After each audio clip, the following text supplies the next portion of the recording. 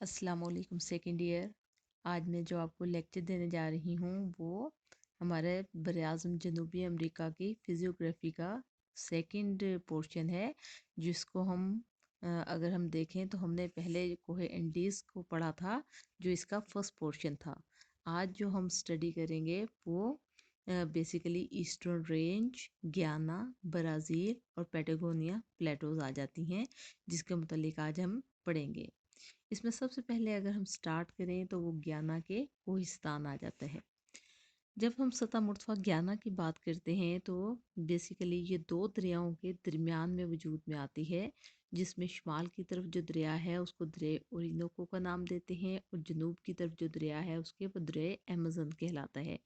जो दुनिया का सबसे लंबा दरिया भी कंसिडर किया जाता है।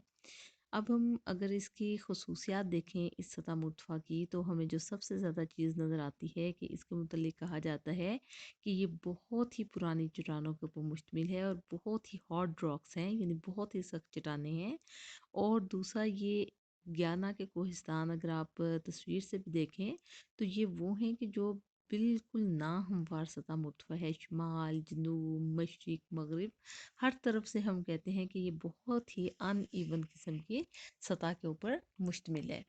और फिर हम ये भी कहते हैं कि दरियाओं की वजह से इसके ऊपर इतना ज़्यादा इरोजन का अमल हुआ है कि जिसकी वजह से ये बहुत ही ज़्यादा यहाँ पर वादियाँ वजूद में आ चुकी हैं, उसके दरियाओं के अम्ल कटाव की वजह से। और फिर दरियाओं के अम्ल कटाव की वजह से बहुत से जो हिस्से हैं वो जो है कुछ बहुत गहरे हो गए हैं, कुछ बहुत ही बुलंद इलाकों में तकसीम हो चुके हैं। फिर हम ये भी कहते हैं कि इन पहाड़ों की जो अगर हम देखें तो मशरक़ी साइड्स हैं जो वो बिल्कुल स्टीप स्लोप हैं, यानी बहुत ही ज़्यादा उनकी तेज़ ढलवान है। और फिर ये भी हम कहते हैं कि साहिलों की तरफ से अगर हम देखें तो अंदरूनी हिस्सों की तरफ जाना बहुत ही मुश्किल काम नज़र आता है। और आजकल भी अगर हम इसके अंदरूनी इलाकों में देखें तो जो ज़राए नक़्ल हमल होती है वो सिर्फ़ दरियाओं के ज़रिए से हो सकती है। और इन दरियाओं की वजह से बेशक ज़राए नक़्ल हमल होती है, लेकिन उसमें भी हम कहते हैं कि आबशारें बहुत ही बड़ी रुकावट का काम करती हैं। और आबशार यानी जो वाटरफॉल्स में हम कहते हैं कि दुनिया की जो बुलंद तरीन आबशार जिसको एंजल वाटरफॉल का नाम देते हैं, वो भी हमें इसी के अंदर नज़र आती है, यानी मुल्क वेनेजुएला है। और ये जो बुलंद तरीन आबशार है ये 1000 मीटर फ्रॉम सी लेवल इसकी बुलंदी हमें देखने में नज़र आती है। ये एंजल वाटरफॉल वेनेजुएला में जो 1000 मीटर फ्रॉम सी लेवल है वो हमें यहीं पर देखने में नज़र आती है। तो ये था जो ग्याना के कोहिस्तान जो पहले आपको सतह मुर्तफ़ा मिलती है। अब अगर दूसरी सतह मुर्तफ़ा की बात करें तो वो सतह मुर्तफ़ा ब्राज़ील आ जाती है। सतह मुर्तफ़ा ब्राज़ील की अगर हम बात करें तो ये काफ़ी हद तक हमें एक तकोनी सी शक्ल की बुलंद सतह मुर्तफ़ा नज़र आती है, जो अगर हम देखें तो दूसरी दोनों जो सतह मुर्तफ़ा यहाँ पर यानी सतह मुर्तफ़ा ग्याना जो अभी आपने पढ़ी या उसके बाद जो सतह मुर्तफ़ा पैटागोनिया आएगी उससे बहुत ही ज़्यादा एरिया के ऊपर फैली हुई है, कई गुना ज़्यादा वसी रकबे पे फैली हुई है। और इसके मुतालिक भी कहा जाता है कि ये बहुत ही पुरानी चट्टानों के ऊपर मुश्तमिल है। और ये सतह मुर्तफ़ा बिल्कुल ऐसे है कि जैसे इस पूरे बरियाज़ में एक न्यूक्लियस की हैसियत रखती है, यानी मरकज़ी हैसियत की तरफ मरकज़ी की तरह फैली हुई है। अब अगर हम देखें तो हमें इसकी एक जो शेप नज़र आती है वो हम कहते हैं कि एक कॉन्टिनेंटल शील्ड टाइप हमें इसकी शेप देखने में नज़र आती है, जिसका एक किनारा बिल्कुल नीचे की तरफ चला गया है। अगर हम ऊपर की तरफ से देखें तो ये बहुत ही ज़्यादा अनइवन सरफेस के ऊपर मुश्तमिल है। अब अगर हम ये देखें कि ये अगर आप देखें तो ये ऊपर से भी अनइवन सरफेस है, एक किनारा नीचे को आता हुआ नज़र आता है, जबकि मगरबी हिस्सा भी अगर हम देखें तो वो भी हमें बिल्कुल अनइवन सरफेस की सूरत में नज़र आता है। और अगर हम देखें तो इसमें जो इसका शुमाली हिस्सा है तो शुमाली हिस्से में भी हम कहते हैं कि दरिया अमेज़न اور اس کے ساتھ بہت سے سٹریمز نے اس کے اوپر اتنا زیادہ عملے کٹاؤ کیے ہے کہ جس کی وجہ سے یہ وادیوں کی صورت میں کہیں کہیں ہمیں دیکھنے میں نظر آتا ہے. کچھ حصے اس کے بلند ہو چکے ہیں اور کچھ حصے بہت ہی گہری وادیوں کی صورت اختیار کر گئے ہیں. لیکن اگر ہم اس کی مشرقی سائڈ اور خاص طور پہ جنوب مشرقی سائڈ دیکھیں تو اس کا کنارہ ہمیں نیچے آتا ہوا نظر آتا ہے، جس کو ہم بیسیکلی یہاں پہ ساؤتھ ایسٹرن سائڈ پہ اس کو سیراڈو مار کا نام دیا جاتا ہے. اس حصے کو سیراڈو مار یعنی ساؤتھ ایسٹرن سائڈ میں جو اس کا بلند کنارہ ہے اس کو سیراڈو مار کہا جاتا ہے. یہاں پر اگر ہم دیکھیں تو یہ یہاں پر شمال کی طرف سے ہوتے ہوئے دریا عام طور پہ جنوب کی طرف یہاں پر آتے ہیں. اب اگر ہم آگے دیکھیں تو سیراڈو مار والی سائڈ پہ جو مٹی پائی جاتی ہے اس کو ایک اسپیسیفک نیم دیا جاتا ہے جس کو ٹیرا روسا کا نام دیا جاتا ہے. ٹیرا روسا وہ مٹی ہے جو بیسیکلی لاوا کی مٹی ہے اور انتہائی زرخیز مٹی ہے، اور اس میں اس کا جو کلر ہوتا ہے وہ ریڈ کلر ہوتا ہے لاوا کی وجہ سے.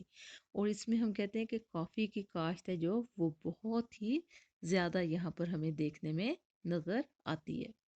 اب اگر ہم اس کی مغربی حصے کی بات کریں تو مغربی حصہ بھی اس کا ہے جو وہ اس کو موٹو گریسو پلیٹو کا نام دیا جاتا ہے، موٹو گریسو کا نام دیا جاتا ہے جو اس کی مغربی سائڈ ہمیں دیکھنے میں نظر آتی ہے. وہ بھی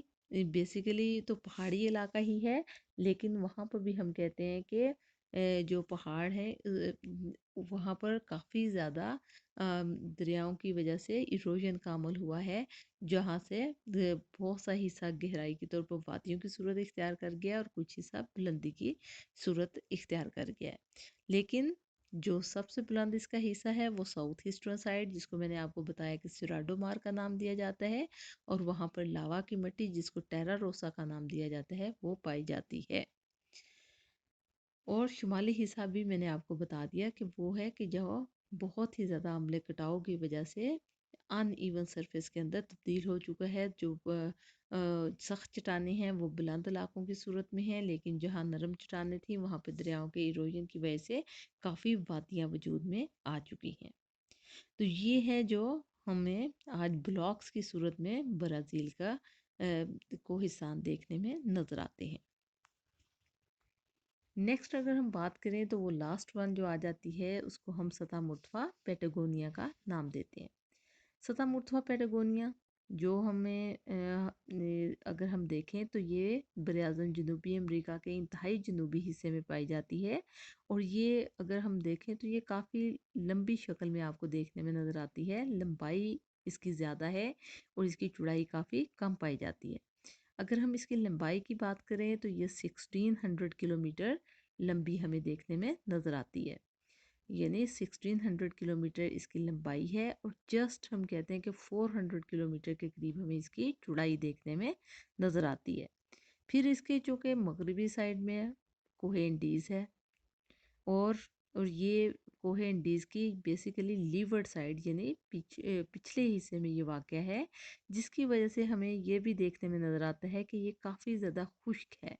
کیونکہ جو کوہ انڈیز سے آنے والی ہوائیں اس علاقے میں اترتی ہیں وہ کافی خشک ہو چکی ہوتی ہیں، جس کی وجہ سے ہم کہتے ہیں کہ یہاں پر بارشیں بہت ہی کم دیکھنے میں نظر آتی ہیں، اور یہ ایک قسم کا رین شیڈو ایریا ہے جو یہاں پر ہمیں دیکھنے میں نظر آتا ہے. یہ کافی ڈرائی ہے، یہاں پہ ہمیں عام طور پہ بہت ہی چھوٹے چھوٹے قسم کے پودے یا جھاڑیاں وغیرہ دیکھنے میں نظر آتی ہیں، اور کوہ انڈیز کے اوپر سے جو سٹریمز ہیں وہی عام طور پہ اس سطح مرتفع کے اوپر بہتی ہیں. پھر ہم یہ بھی کہتے ہیں کہ یہ سطح بھی کافی حد تک وادیوں میں تبدیل ہو چکی ہے، اور یہاں پہ ہم کہتے ہیں کہ جو یہ وادیوں میں تبدیل اس وجہ سے ہوئی ہے کہ جو کوہ انڈیز سے آنے والی سٹریمز ہیں انہوں نے کافی زیادہ یہاں پر عملے کٹاؤ کیا ہے، جس کی وجہ سے یہ علاقہ وادیوں میں تبدیل ہو چکا ہے.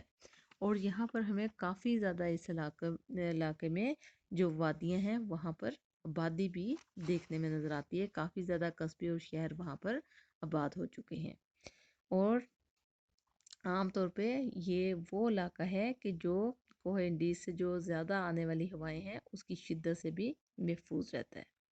تو یہ تھی سطح مرتفع پیٹاگونیا جو لمبائی کے رخ تو بہت زیادہ ہے لیکن اس کی چوڑائی بہت کم ہے۔